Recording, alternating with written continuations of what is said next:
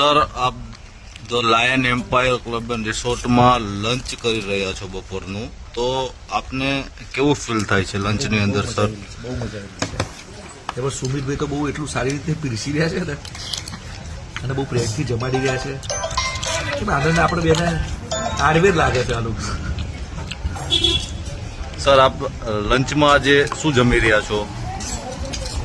સરસ મજાનું કચુંબર છે, ભજીયા છે, પાપડ છે, રોટલી છે, ભીંડાની સબ્જી છે, ચણાની દાળનું શાક છે, સરસ મજાની દાળ છે. જુઓ ને ટેસ્ટ કેવું કરું સર, જુઓ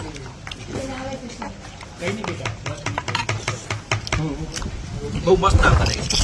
સર લસણની ચટણી મને બહુ ભાવે છે. કેરી લસણની ચટણી સર આપ જે જમી રહ્યા છો એ આપને દેશી ચૂલાનું જમવાનું છે કે?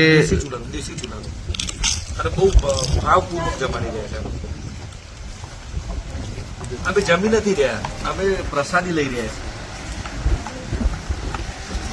છીએ એવો અમને અહેસાસ થયો.